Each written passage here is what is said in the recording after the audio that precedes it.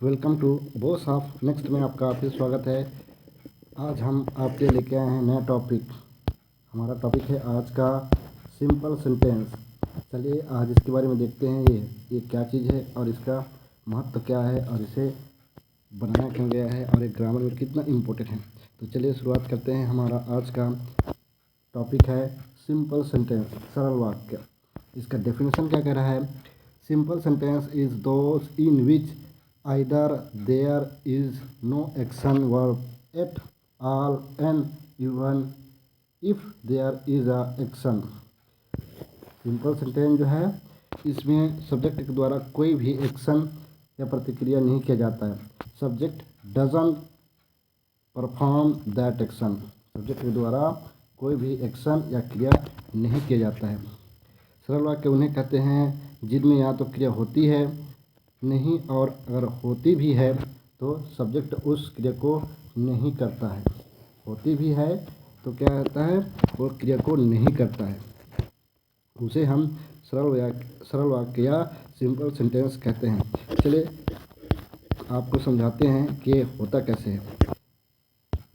Let's understand. अगर हम कहें कि रवि अच्छा लड़का है, अगर हम कहें कि रवि अच्छा लड़का है, सब्जेक्ट है रवि। क्या रवि कोई काम कर रहा है?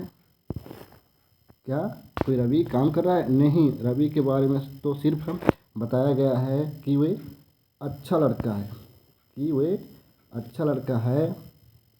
इसलिए ये एक सिंपल सेंटेंस में है, इसलिए सिंपल सेंटेंस है।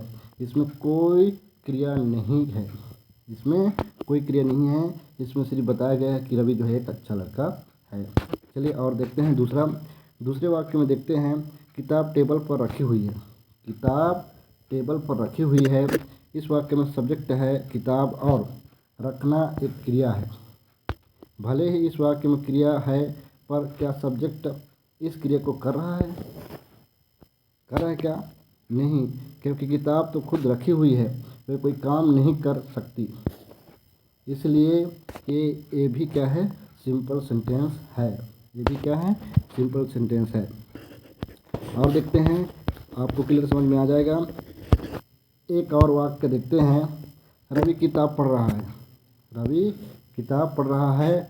इस वाक्य में सब्जेक्ट है रवि और पढ़ना एक क्या है? क्रिया है। क्या सब्जेक्ट इस क्रिया को कर रहा है? हाँ, पढ़ने का काम रवि ही तो कर रहा है, जो कि इस वाक्य में सब्जेक्ट है। यानी सिंपल सेंटेंस नहीं, ये क्या है? टेंस के वाक्य हैं।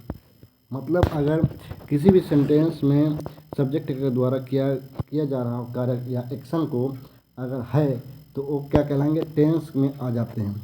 और जिसमें सब्जेक्ट के द्वारा कोई भी कार्य नहीं किया जा रहा है वो जो है सिंपल सेंटेंस में आ जाते हैं। चलिए और देखते हैं कुछ उदाहरण, जिससे आपको और क्लियर समझ में आ जाएगा। फिर एग्जांपल्स, यहाँ पर सेंटेंस, फिर यहाँ पर आपका सब्जेक्ट, फिर वाक्य में सब्जेक्ट के द्वारा की जा रही कोई क्रिया के बारे को बताया गया है। फिर एक्सप्लेनेशन, स्पष्टीकरण। यहाँ फर्स्ट, रोहित मेरा भाई है। रोहित क्या है? मेरा भाई है। यहाँ पर सब्जेक्ट है रोहित। यहाँ कोई सब्जेक्ट के द्वारा कोई एक्शन किया जा रहा है या क्रिया किया जा रहा है? नहीं, कोई भी एक्शन नहीं कर रहा है। इसका एक्सप्रेशन देखें। रोहित के बारे में सिर्फ बताया गया है कि रोहित कोई क्रिया नहीं कर रहा है। नॉन एक्शन वर्ब है ये क्या है? Non action verb. इसमें कोई भी एक्शन नहीं किया जा रहा है, इसमें सिर्फ बताया जा रहा है कि रोहित जो है मेरा भाई है। फिर आगे देखते हैं। उसके पास पेन है। उसके पास पेन है। यहाँ पर सब्जेक्ट है ओ, और सब्जेक्ट के द्वारा कोई क्रिया किया जा रहा है? नहीं, उसके बारे में बताया गया है कि उसके पास पेन है। उसके बारे में बताया गया है कि उसके पास क्या पेन है, वो कोई काम नहीं कर रहा है। तो ये भी क्या है? नॉन एक्शन वर्ब है। फिर आगे देखते हैं। बच्चे अच्छे थे। बच्चे अच्छे थे। यहाँ पर क्या है? सब्जेक्ट जो है बच्चे हैं।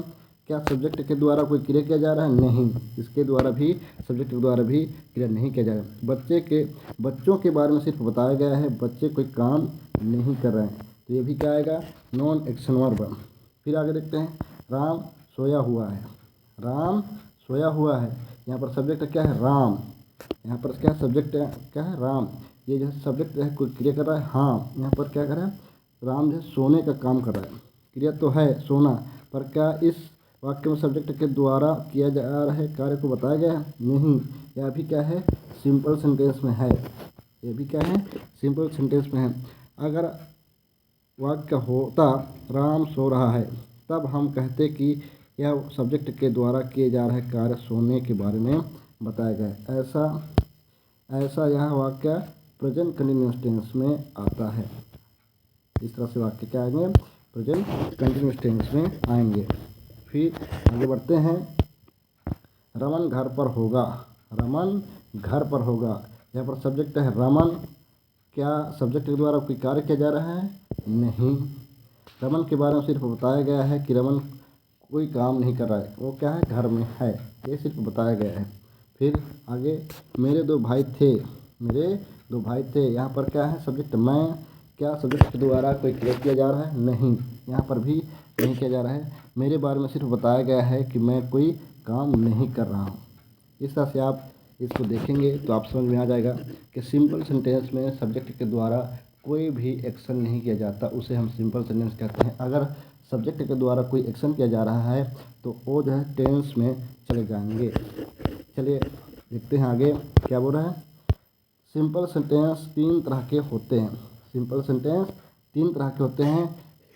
कौन से हैं? फर्स्ट है सिंपल प्रेजेंट।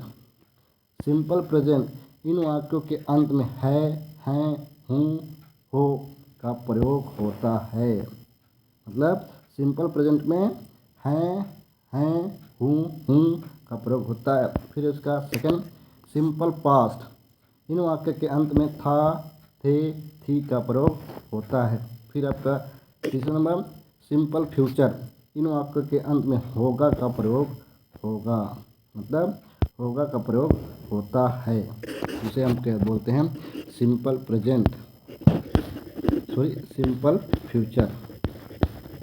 चलिए आज हम इन तीनों में से फर्स्ट देखते हैं, सिंपल पास्ट। सिंपल पास्ट देखते हैं ये होता कैसे है और इसे बनता कैसे है। इसका फर्स्ट कैटेगरी देखते हैं। इसका हेल्पिंग वर्ब क्या है, इज, एम, आर। इसकी पहचान क्या है, इन वाक्यों के अंत में है, हैं, हो, हूँ, ये इनके प्रयोग होता है। पहला देखते हैं, थर्ड पर्सन सिंगुलर सब्जेक्ट के साथ किसका, इसका प्रयोग किया जाता है। किसका, इसका प्रयोग किया जाता है। फिर बी, आई, फर्स्ट पर्सन सिंगुलर सब्जेक्ट के साथ एम का प्रयोग किया जाता है। फिर बाकी सभी सब्जेक्ट के साथ आर का प्रयोग किया जाता है। इस तरह से ये है आपका सिंपल प्रेजेंट में इसका हेल्पिंग वर्ब है इज, एम, आर। तो चलिए इसका देखते हैं, बनाते हैं हम। यहाँ पर क्या बोल रहा है, हिंदी में सेंटेंस है, फिर उसका इंग्लिश में है, फिर उसका कुछ कमेंट है। क्या है, राम एक अच्छा लड़का है, राम एक अच्छा लड़का है, Ram is good boy. Subject Ram है, ये थर्ड पर्सन सिंगुलर सब्जेक्ट है, इसलिए इसका प्रयोग किया गया। क्या है, राम जो है थर्ड पर्सन सिंगुलर सब्जेक्ट है, इसलिए इसका इज का प्रयोग किया गया। फिर लोग पागल है, लोग पागल हैं, यहाँ पीपुल आर मेड। सब्जेक्ट लोग हैं, थर्ड पर्सन प्लूरल सब्जेक्ट है, इसलिए इसमें आर का प्रयोग किया गया। क्या है, थर्ड पर्सन प्लूरल सब्जेक्ट है, इसीलिए इसमें आर का प्रयोग किया गया। फिर आगे देखते हैं, हम लोग तुम्हारे साथ हैं, हम लोग तुम्हारे साथ हैं, we people are with you. Subject we people मतलब हम लोग हैं, ये जो फर्स्ट पर्सन प्लूरल सब्जेक्ट है, इसलिए यहाँ पर आर का प्रयोग हुआ है। फिर सभी मेरे प्रिय हैं, ऑल आर माई डियर। यहाँ पर देखें सब्जेक्ट है all, third person plural subject है, इसलिए यहाँ पर भी आर का प्रयोग हुआ है। फिर मैं तुम्हारे लिए अच्छा हूँ, I am good for you. I ये फर्स्ट पर्सन सिंगुलर सब्जेक्ट है, इसलिए यहाँ पर एम का प्रयोग हुआ है। इस तरह से इसका प्रयोग होता है। यहाँ पर देखिए इसका है थर्ड पर्सन सिंगुलर सब्जेक्ट के साथ क्या होता है, आई का प्रयोग होता है। फिर आई फर्स्ट पर्सन सिंगुलर सब्जेक्ट के साथ एम का प्रयोग होता है। बाकी सभी सब्जेक्ट के साथ आप जो है आर का प्रयोग करेंगे। चलिए इनके देखते हैं चार प्रकार के सेंटेंस। 4 प्रकार के सेंटेंस मैं इसे बहुत बार आपको बता चुका हूँ। यहाँ पर क्या है, सेंटेंस के टाइप, फिर example first, example second, example 3। यहाँ पर देखिए अफर्मेटिव। अफर्मेटिव क्या है, अफर्मेटिव ऐसे सेंटेंस होते हैं जिसमें ना तो नहीं का प्रयोग हो और ना ही कोई प्रश्न पूछा जाए, उसे अफर्मेटिव सेंटेंस कहते हैं। इसमें देखिए राम एक अच्छा लड़का है, इसमें ना ही कोई प्रश्न पूछा जा रहा है और ना ही नहीं का प्रयोग किया जा रहा है। क्या है, Ram is a good boy. फिर इसका सेकंड उदाहरण देखिए, मैं तुम्हारे लिए अच्छा हूँ, I am good for you. ये क्या है आपका फर्स्ट पर्सन सिंगुलर सब्जेक्ट है, इसलिए यहाँ पर एम का प्रयोग हुआ है। फिर तीसरा नंबर देखें, लोग पागल हैं। क्या है, लोग पागल हैं, पीपल आर मेड। ये जो है थर्ड पर्सन प्लूरल सब्जेक्ट है, इसलिए यहाँ पर आर का प्रयोग हुआ है। फिर अब आ जाते हैं सेकंड, निगेटिव। निगेटिव मतलब नकारात्मक वाक्य, ऐसे वाक्य जिसमें ना तो कोई प्रश्न पूछा जाए परंतु नहीं का प्रयोग हो, ना ही कोई प्रश्न पूछा जाए परंतु नहीं का प्रयोग हो। यहाँ पर सेंटेंस देखते हैं, राम एक अच्छा लड़का नहीं है। इसमें कोई प्रश्न नहीं पूछा जा रहा है परंतु नहीं का प्रयोग हो रहा है। यहाँ पर देखिए Ram is not a good boy, ये बना हुआ है। फिर आगे बढ़ते हैं, मैं तुम्हारे लिए अच्छा नहीं हूँ, I am not good for you. फिर आगे, लोग पागल नहीं हैं। यहाँ पर भी देखिए निगेटिव सेंटेंस में पीपल आर नॉट मैड। फिर आगे इंटेरोगेटिव सेंटेंस, ऐसे सेंटेंस जिसमें नहीं का प्रयोग ना हो परंतु प्रश्न पूछा जाए, ऐसे सेंटेंस को हम इंटेरोगेटिव सेंटेंस कहते हैं। यहाँ पर देखिए, क्या राम एक अच्छा लड़का है, क्या राम एक अच्छा लड़का है, तो यहाँ पर है is Ram a good boy, is Ram a good boy, यहाँ पर ऐसा बनेगा। फिर क्या मैं तुम्हारे लिए अच्छा हूँ, am I good for you. फिर क्या लोग पागल हैं, are people mad, question mark. यहाँ पर देखिए फिर आगे नेक्स्ट हमारा आता है निगेटिव इंटेरोगेटिव सेंटेंस। क्या है, ऐसे वाक्य जिसमें नहीं का भी प्रयोग हो और प्रश्न भी पूछा जाए, ऐसे सेंटेंस को हम निगेटिव इंटेरोगेटिव सेंटेंस कहते हैं। इसमें क्या है, क्या राम एक अच्छा लड़का नहीं है, is Ram not a good boy, question mark. फिर क्या मैं तुम्हारे लिए अच्छा नहीं हूँ, am I not good for you. फिर क्या लोग पागल नहीं हैं, आर पीपल नॉट मेड। इस तरह से बनेगा। यहाँ पर देखिए इंटेरोगेटिव और निगेटिव इंटेरोगेटिव सेंटेंस दो ऐसे सेंटेंस है जिसके बारे में सेंटेंस में बात हो रही है, अगर हमें पहले से पता हो तो वहाँ पर WH फैमिली ना आकर के आ जाता है, हेल्पिंग वर्ब आ जाता है। यहाँ पर देखेंगे, यहाँ के फर्स्ट में हमारा जो हेल्पिंग वर्ब है, यहाँ पर भी है और यहाँ पर भी है और यहाँ पर भी है। अगर यही बात हमें नहीं पता हो कि सेंटेंस में हो क्या रहा है और उसके बारे में हमें पहले से जानकारी ना हो तो क्या आ जाता है, WH फैमिली जो है फर्स्ट में आ जाता है। यहाँ पर नोट में मैं बनाया हूँ, ये क्या बोल रहा है, अगर interrogative and negative interrogative sentence में वाक्य के बारे में हमें पहले से पता हो, हमें पहले से पता हो कि क्या हो गया होने वाला है, तो शुरुआत में हेल्पिंग वर्ब आ जाते हैं। क्या आ जाते हैं, हेल्पिंग वर्ब ऊपर में बना हुआ है। और नहीं पता हो तो WH फैमिली से वाक्य बनाए जाते हैं। जैसे ए, अगर वाक्य में कोई WH फैमिली है, जैसे हाउ कैसे, क्यों वाई, कब व्हेन, कहाँ वेयर आदि क्या हैं, इंटेरोगेटिव सेंटेंस की शुरुआत में लगने और उनके तुरंत पहले हेल्पिंग वर्ब आते हैं। ये है, इसी को मैं ऊपर बताया हूँ। चलिए नीचे देखते हैं इसका प्रयोग, आपको WH फैमिली का प्रयोग देखते हैं। मैं तुम्हारे लिए अच्छा क्यों हूँ, मैं तुम्हारे लिए अच्छा क्यों हूँ कह रहे हैं। यहाँ पर देखिए इंग्लिश का, यहाँ पर देखिए, यहाँ पर हेल्पिंग वर्ब नहीं आया है, हेल्पिंग वर्ब नहीं आया। यहाँ पर क्या है, WH फैमिली आया है। यहाँ पर आप देखेंगे तो ये वाई, फिर उसके बाद क्या है एम, तुरंत बाद क्या है हेल्पिंग वर्ब, उसके बाद subject I, good for you, फिर क्वेश्चन मार्क है, लोग ऐसे क्यों हैं, why are people so, question mark, बच्चे किसके साथ हैं, विथ होम आर चिल्ड्रन। इस तरह से ये बनेगा। ये जो है आपका सिंपल प्रेजेंट का फर्स्ट कैटेगरी है जिसका हेल्पिंग वर्ब है इज एम आर। उसका ये हो गया आपका पूरा एक्सप्लेनेशन। उम्मीद करता हूँ ये आपको अच्छा लगा हो, ये समझ में भी आ गया होगा। चलिए अब सिंपल प्रेजेंट का कैटेगरी सेकंड देखते हैं। इसका हेल्पिंग वर्ब है हैज़, हैव। पहचान, इन वाक्यों के अंत में पास है या फिर भाई बहन दोस्त आदि का प्रयोग होता है। पास है या भाई बहन या दोस्त आदि का प्रयोग होता है। यहाँ पर देखिए इसका थर्ड पर्सन सिंगुलर सब्जेक्ट के साथ हैज़ का प्रयोग होता है। थर्ड पर्सन सिंगुलर सब्जेक्ट के साथ हैज़ का, बाकी सभी सब्जेक्ट के साथ हैव का प्रयोग होगा। चलिए इसको भी देखते हैं, समझ लेते हैं क्या कह रहा है ये। यहाँ पर हिंदी के सेंटेंस, फिर इंग्लिश के सेंटेंस, फिर इसका एक्सप्लेनेशन। पूजा के पास किताब है। क्या है? पूजा के पास किताब है। यहाँ पर पूजा हैज़ अ बुक। क्या बोला है? थर्ड पर्सन सिंगुलर सब्जेक्ट के साथ हैज़ का प्रयोग, बाकी सभी के साथ आपका हैव का प्रयोग होगा। यहाँ पर देखिए सब्जेक्ट पूजा है, थर्ड पर्सन सिंगुलर सब्जेक्ट है, इसलिए यहाँ पर हैज़ का प्रयोग हुआ है। फिर मेरे दो भाई हैं। यहाँ पर देखिए ये जो बाकी सभी के साथ ना, I have two brothers. Subject जो है आई फर्स्ट पर्सन सिंगुलर सब्जेक्ट है, इसलिए यहाँ पर हैव का प्रयोग हुआ है। कुलदीप का एक भाई है। Kuldeep has one brother. यहाँ पर देखिए singular subject, third person singular subject है, इसलिए यहाँ पर हैज़ का प्रयोग हुआ है। फिर मेरे पापा के 5 भाई हैं। मेरे पापा के 5 भाई हैं।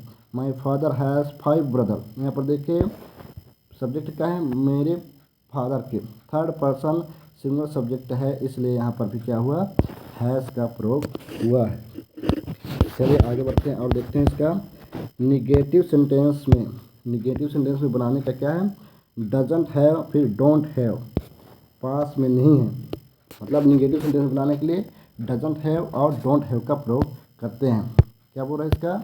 ये थर्ड पर्सन सिंगुलर सब्जेक्ट के साथ डजंट हैव का प्रयोग होगा, फिर बाकी सभी सब्जेक्ट के साथ डोंट हैव का प्रयोग होगा। इसमें तो चलिए बना के देखते हैं इसका भी। राम के पास किताब नहीं है। यहाँ पर क्या है? निगेटिव है, नहीं का प्रयोग होता है। राम ये जो है डजंट हैव अ बुक। ये जो है राम जो है थर्ड पर्सन सिंगुलर सब्जेक्ट है, इसलिए डजंट हैव का प्रयोग हुआ है।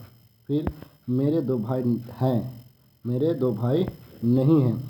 यहाँ पर देखिए ये जो है आपका बाकी सभी के साथ है। I don't have 2 brothers. बाकी ये जो है फर्स्ट पर्सन सिंगुलर सब्जेक्ट है, इसलिए यहाँ पर doesn't have, sorry don't have का प्रयोग हुआ है। मतलब ये जो है आपका बाकी सभी के साथ ये प्रयोग हुआ, बाकी सभी के साथ क्या डोंट हैव का प्रयोग हुआ है। फिर आगे बढ़ते हैं उसी में। उनकी 3 बहनें हैं। उनकी 3 बहनें हैं। यहाँ पर लड़के के लिए ही, लड़की के लिए सी। Doesn't have 3 sister. यहाँ पर क्या है? ही सी। ये थर्ड पर्सन सिंगुलर सब्जेक्ट है, इसलिए यहाँ पर डजंट हैव का प्रयोग हुआ है। उम्मीद करता हूँ ये वीडियो आपको बहुत अच्छा लग रहा होगा। और अब इसके आगे देखते हैं 4 टाइप, सेंटेंस के 4 टाइप देखते हैं। इसका भी 4 टाइप देखते हैं। यहाँ पर सेंटेंस के टाइप, फिर इसका फर्स्ट एग्जाम्पल और सेकंड एग्जाम्पल क्या क्या कह रहे हैं। यहाँ पर अफर्मेटिव, ऊपर में इसका पूरा एक्सप्लेनेशन कर दिया हूँ कि अफर्मेटिव होता क्या है। राम के पास किताब है। राम के पास किताब है। क्या है? Ram has a book. यह जो है थर्ड पर्सन सिंगुलर सब्जेक्ट है, इसलिए हैज़ का प्रयोग हुआ है। फिर मेरे 2 भाई हैं। I have 2 brothers. ये जो है बाकी सभी सब्जेक्ट के साथ हैव का प्रयोग होता है। फिर नेगेटिव सेंटेंस, राम के पास किताब नहीं है। Ram doesn't have a book. Doesn't have book. मेरे 2 भाई नहीं हैं। I don't have 2 brothers. फिर इंटेरोगेटिव सेंटेंस, क्या राम के पास किताब है? Does Ram have a book. इस तरह से बनेगा। फिर क्या मेरे 2 भाई हैं? Do I have 2 brothers. फिर निगेटिव इंटेरोगेटिव सेंटेंस, क्या राम के पास किताब नहीं है? Does Ram not have a book. फिर क्या मेरे 2 भाई नहीं हैं? Do I not have 2 brother. इस तरह से ये बनेगा। चलिए WH फैमिली का प्रयोग करके इसको देखते हैं किस तरह बनता है। राम के पास किताब क्यों नहीं है? यहाँ पर राम के पास किताब क्यों नहीं, क्योंकि तुमको पता नहीं है कि उसके पास किताब क्यों नहीं है। कुछ कारण होगा, उसके पास पैसे की कमी होगा। इसी कारण यहाँ पर क्या आ गया, WH फैमिली आ गया। यहाँ पर हेल्पिंग वर्ब जो है पहले नहीं आया, ऊपर में उसके बारे में हमें पहले से पता है, तब वहाँ पर क्या आ गया, यहाँ पर हेल्पिंग वर्ब जो है पहले आ गया। यहाँ पर why does Ram not have a book. फिर मेरे कितने भाई हैं, इसको नहीं पता कि उसके कितने भाई हैं। पता होगा तो नहीं, इसमें क्या आ गया है, यहाँ पर हेल्पिंग वर्ब पहले आ गया, इसको पता नहीं, इसी कारण से ये क्या आ गया, how many brothers do I have. इस तरह से ये बनेगा। आपको उम्मीद करता हूँ सिंपल सेंटेंस पूरी तरह से समझ में आ गया होगा कि सिंपल प्रेजेंट जो है आपको पूरी तरह समझ में आ गया होगा कि होता क्या है और इसके प्रयोग क्या आते हैं। इसके जो है 2 कैटेगरी हैं आपका। फर्स्ट कैटेगरी में इज एम आर और सेकंड कैटेगरी में हैज़ और हैव का प्रयोग होता है। और आपका इसके नेगेटिव में डजंट हैव और डोंट हैव का प्रयोग होता है। उम्मीद करता हूँ वीडियो आपको पूरी तरह से अच्छे से समझ में आ गया होगा। अगर ये आपको अच्छा लगा है, हेल्पफुल लगा है, तो इसे लाइक, कमेंट और शेयर ज़रूर करें। Thank you for watching. मिलते हैं नेक्स्ट वीडियो में।